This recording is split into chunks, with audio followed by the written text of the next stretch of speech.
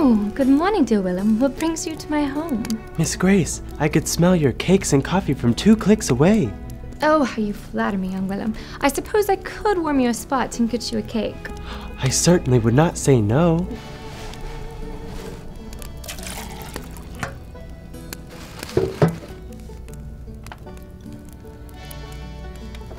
Now come and sit and tell me the news of the town.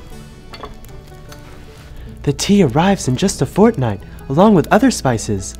Then I shall send a message to Sir Gusterson to make sure that he saves me a bag.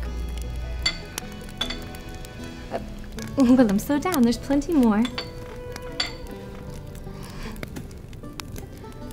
Willem, why such the long face? It's as though all the wind has been set from your sails. We were in the schoolyard yesterday, Thomas, Daniel, and myself. Thomas has been working with his father in the mill. Daniel has been studying to further his schooling. Those are great aspirations. And you? I have no plan. I feel there is something for me in this world, though I cannot see it. You sound like the old maple tree. Long ago in the lonely region of the west, between the lofty mountains and the broad prairie, was a beautiful forest. Many years had passed since God planted the seeds that had grown into stately trees. In the very center of the forest stood a lone maple tree, the only one of his species, and he was very lonely. Every fall, when the hickories and the oaks were gay with little creatures at play, the maple would cast longing looks, wishing some of the birds and squirrels would play among his branches.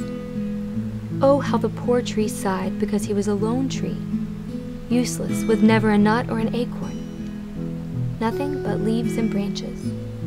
And every spring his neighbors were heavy with blossoms, and he still nothing.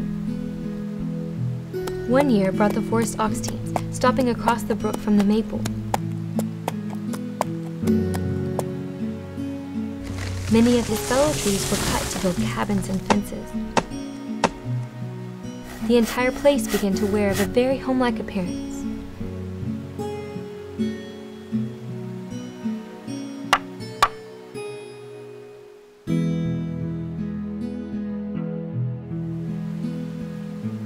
Children began to collect nuts among the branches. When they spied this very different crimson that looked like flames of fire in the forest, they rushed across the brook, sure they would find a fruit or a nut of the tree.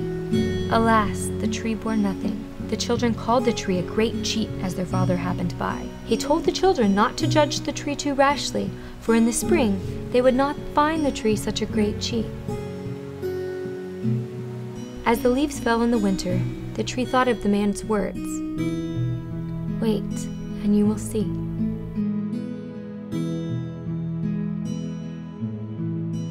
In the spring, the father returned to tap the tree, and in a few days placed a dozen cakes of brown maple sugar in the branches. The children tasted with much delight and declared this tree to be worth more than all the nuts in the trees combined. And the old maple found that its life was not altogether useless, that he brought happiness to others, and he was content. You tell some of the best stories in the county, almost as good as your cakes. May I please have another? Oh, how you charm, Willem. Well, I suppose, but don't go now ruining your supper.